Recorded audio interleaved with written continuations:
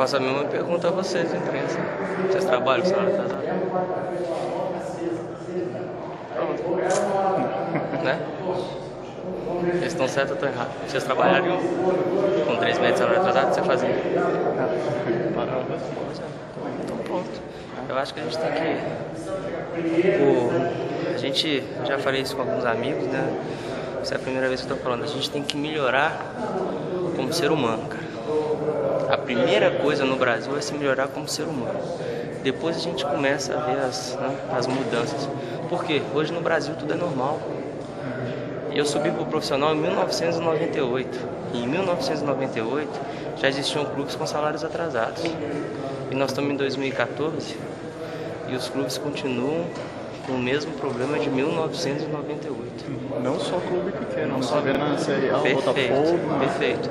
E durante muito tempo, nós jogadores, os colegas da imprensa, os torcedores acham que é normal o jogador de futebol não receber salário. E a outra enganação do futebol é dizer que todo jogador de futebol é milionário. Mentira. São pouquíssimos que tem, né? 5%, 4%, 3% que ganham milhões e milhões. O resto dos meninos são todos assalariados. Sem receber nada. Não, mas a grande massa é 1 a 2 salários mínimos. Você está na CBF. Não, eu sei, mas isso está na CBF, sabe por quê? Os clubes que assinam a carteira. E os clubes que não assinam a carteira, eles trabalham. Pagam quanto quiser. Porque o que está na lei é que tem que se assinar a carteira, que tem que se recolher os impostos. Mas vamos atrás dos clubes no Brasil inteiro e ver qual clube que assina a carteira de trabalho. Ou seja, a CBF está estipulado um valor lá de R$1.000, porque o R$1.200, o que é obrigatório por lei. Mas o clube pode pagar 500, 400, porque não tem carteira assinada. Entendeu? E nem assim paga. Nem assim paga. Pô, os caras não pagam os impostos, né, cara? Vão pagar os jogadores. E na reunião que você teve com a Dilma, ela disse que desconhecia, né, a situação, né? A gente, né, por ela ser a chefe do Estado, a gente fica meio assustado, pô, como a presidenta não sabe. Mas nem as pessoas que às vezes cobrem o dia a dia sabem das coisas que acontecem no clube. Por quê? Porque tem muitos diretores, muitos presidentes que fazem ameaças, entendeu? Que a primeira coisa que eles falam, não vamos deixar isso vazar para a imprensa. Não vamos deixar vazar isso para a imprensa. O jogador, às vezes, mesmo falando em off com alguns jornalistas, a gente sabe que às vezes pode chegar na cabeça dos diretores que acontece retaliação em cima do jogador. E o jogador normalmente, igual eu estava conversando com o árbitro da partida, eu, por exemplo, eu tenho uma ação no Botafogo desde 2008. E o Botafogo comunicou aos jogadores essa semana que não vão receber. Está vendo? Eu tenho uma ação na FIFA desde 2009. Eu tenho uma votação no Patinga de 2 anos. Ou seja, os clubes, eles estão tão viciados e ficam tão à vontade com a impunidade que eles viram para os jogadores e falam, não, pode ir atrás dos seus direitos na justiça.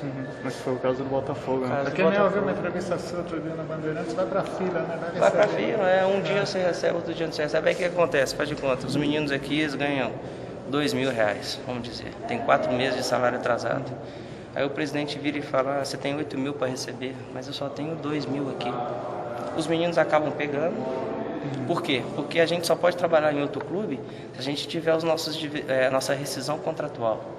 Se a gente entrar na justiça, leva de 1 mês ou mais para você poder conseguir comprovar, pegar essa rescisão. Ou seja, a gente está de mãos atadas.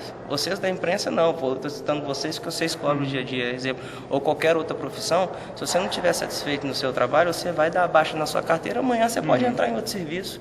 Nós do esporte não. A gente, querendo ou não, a gente tem uma lei que ainda assim, por mais... É lógico que os clubes ainda...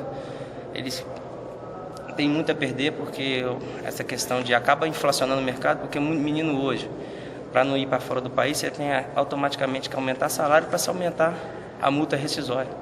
Entendeu? Isso também acaba inflacionando, né? Inflando o caixa dos clubes. Então, você vê que a engrenagem ela não roda, ela não gira. Enquanto uma engrenagem gira para um lado, a outra gira ao contrário. Então você vê que o futebol ele não se encaixa, cara. Então, a primeira coisa, eu só tenho que parabenizar, eu como jogador, e como um jogador experiente com 36 anos, eu acho que isso, espero que seja mais um marco para o futebol brasileiro, porque ali não são jogadores, ali são pais de família, ali eles têm contas para pagar, como toda a maioria, têm filhos e são seres humanos. O que eles estão fazendo está escrito na nossa Constituição. Todo mundo tem o direito a reivindicar o seu salário, todo mundo tem o direito a fazer greve de forma pacífica. E nós estamos fazendo. E a gente espera que as pessoas competentes que deveriam cuidar do futebol, cuidem, né? Porque isso é mais uma prova de que o futebol está cada dia mais decadente, né? Até porque essa é a primeira partida em campeonato nacional. Na história, que um time não entrou em campo por conta disso, por causa dos salários. Isso pode se transformar num marco, né? Eu acredito. Ô Guerreiro, valeu. Não, com certeza. Tomara que se transforme, né? Tomara, né? Eu acho que a gente dizendo, o próprio movimento do bom senso já foi uma atitude totalmente diferente. Sem dúvida. Porque eu acho que a gente tem que dar graças a Deus para esses jogadores que vieram de fora. No caso, Dida, Alex, Juan, Cris, se eu esqueci de algum outro, me perdoe. Mas esses jogadores já são totalmente consagrados. Eu tenho meu espaço no futebol nacional, mas eu estou abaixo deles em questão de status. E esses são os verdadeiros ídolos que os jogadores têm que ter. Sem dúvida. Porque são os jogadores que estão brigando pela nossa causa. Que se posicionaram a favor da causa. No momento agora, o Romário, que abriu as portas pra gente, que já vem há anos nessa briga com a CBF, e agora foi mais um que está do nosso lado. Hoje a gente teve prova, eu fui um dos que, todo mundo, estava um pouco estremecido a respeito de sindicatos e jogadores. Eu mesmo, às vezes, eu cobrava muito o sindicato. Hoje, graças a Deus, o sindicato demonstrou a sua força, e eu acho que os sindicatos têm que começar a se espalhar pelo Brasil inteiro. Isso também é uma forma de se fiscalizar.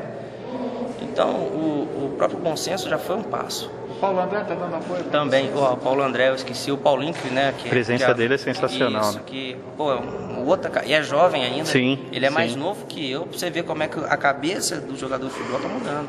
O Paulo eu vi ele começar no Guarani. Sim. Então, eu acho que a atitude desses meninos tem que entrar ali para a história. Tem que pegar o nome desses jogadores um por um e dar valor. Sem dúvida. E dar valor.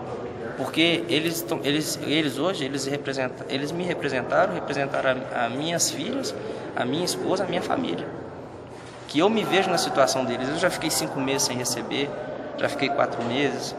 Então a gente sabe que é difícil. É conta chegando, é escola de criança para pagar e diretora, você passando por constrangimento com diretora. Nossa. É jogador sendo despejado de apartamento por falta de aluguel. Eu tive agora no Alecrim do Rio Grande do Norte, onde um empresário inglês investiu no clube, simplesmente virou as costas e achou que pudesse me mandar embora, assim a Deus dará. Só que ele se deu mal, porque eu, graças a Deus, eu sempre procurei saber dos meus direitos.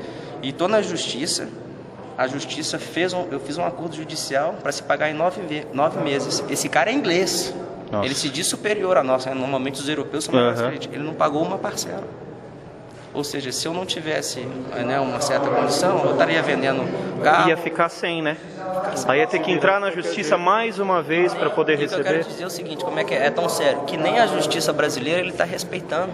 Não está nem aí, né? O acordo está na justiça, o juiz